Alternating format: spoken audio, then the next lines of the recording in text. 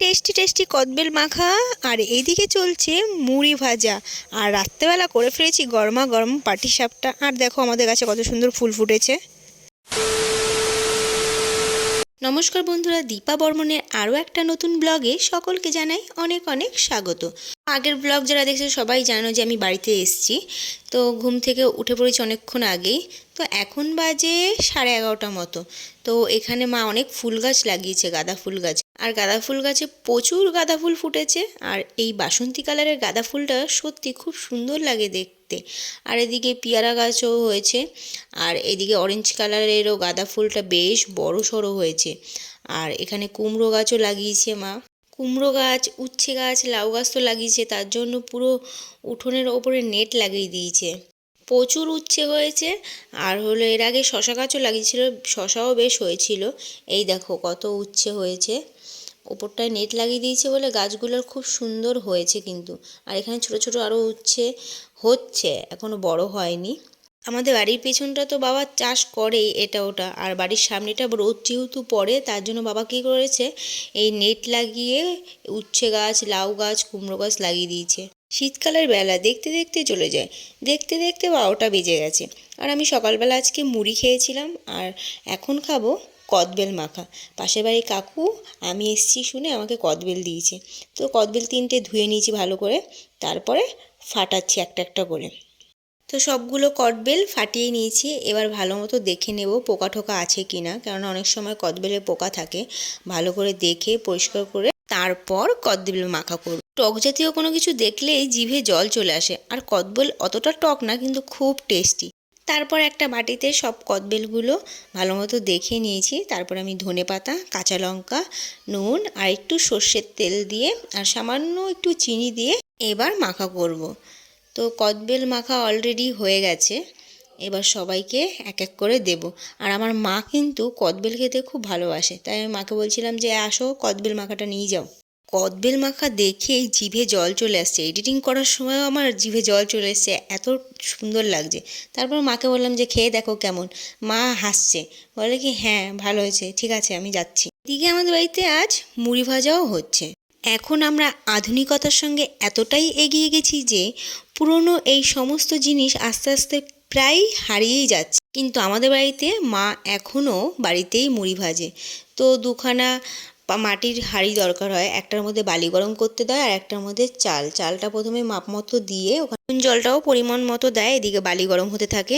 তারপরে চালটা হয়ে গেলে আর বালির ইটা দেখে যে বালিটাও গরম হয়েছে কি না, চালটা ওর মধ্যে ঢেলে এরমভাবে নাড়িয়ে মুড়িটা, আরেকটা ঝাঁঝর আছে, একটার মধ্যে বালি স্টোর হয় আর ওপরে যে ঝাঁঝরটা তার মধ্যে মুড়িটা ঢেলে দেওয়া হয়। মুড়িটা ঢেলে দিলে ওই বালিগুলো নিচে পড়ে যায় আর মুড়িগুলি ওপরে থাকে। এইভাবেই মুড়ি তৈরি। আর মুড়ি কখনো একা ভাজা যায় না, তাই পাশের বাড়ির মাসি আর দিদি মার সঙ্গে মুড়ি ভাজছে। আর কোনো কোনো সময় আবার ওরা এদিকে না থাকলে কোনো সময় আমি আবার ধরছি।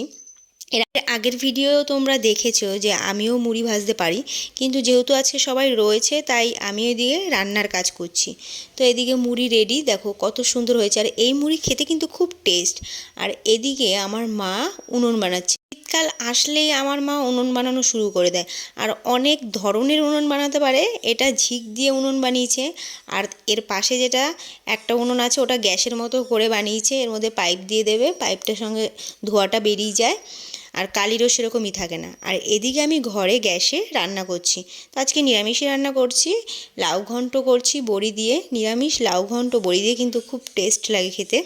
এদিকে ডাল, কুমড়ো ভাজা, বেগুন ভাজা আমার রান্না হয়ে গেছে। আর মটরশুঁটি আলু দিয়ে ঘুগনি করছি।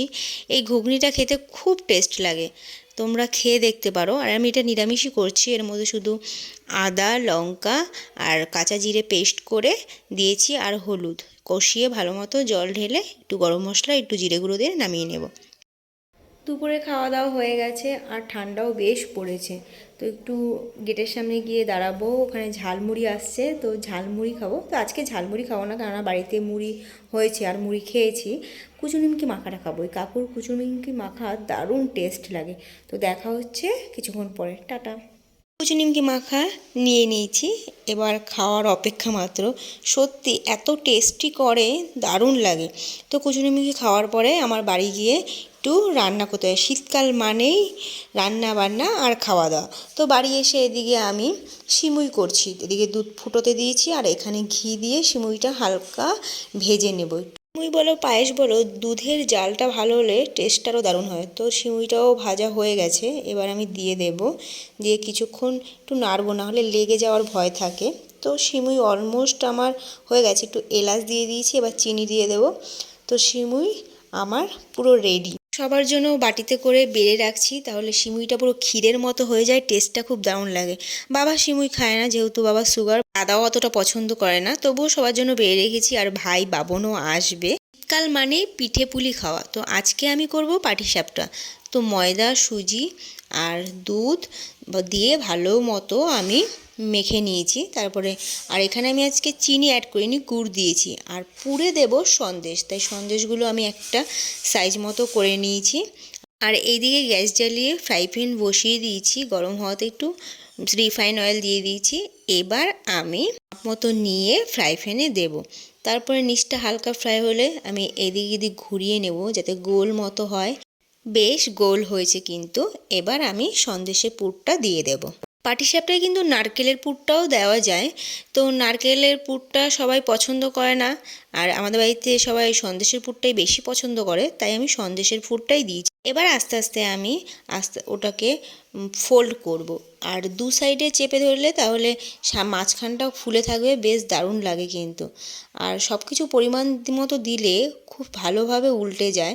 আর আমার সব কিছু পরিমাণটা বেশ ভালোই হয়েছিল, কোনো প্রবলেম হয়নি। নাহলে অনেক টাইমে উল্টাতে চায় না, কোনো কিছু পরিমাণ মতো বেশি হয়ে গেলে ঠিক করে উল্টাতে চায় না, লেগে যায়। আর ফ্রাই প্যানেও তোমরা করতে পারো, আর যদি লোহার কড়াই থাকে তাতেও কিন্তু করতে পারো, ওটাতেও কিন্তু বেশ সুন্দর হয়। তো ফার্স্ট আমার পাটিসাপটা হয়ে গেছে, তো ওটা নিয়ে আমি মার কাছে যাচ্ছি, যে ফার্স্ট পাটিসাপটা একটু টেস্ট করে দেখো, বলো যে সব ঠিকঠাক আছে কিনা। মা বলছে আচ্ছা ঠিক আছে দে। বাবাও সুগারের ভয়ে পিঠে খায় না, মিষ্টি জাতীয় কিছুই খায় না, তবুও বলেছি যে একটা খাও। আর দাদা তো মিষ্টি পছন্দ করে না, তবু বলেছে ঠিক আছে একটা দুটো খাবো।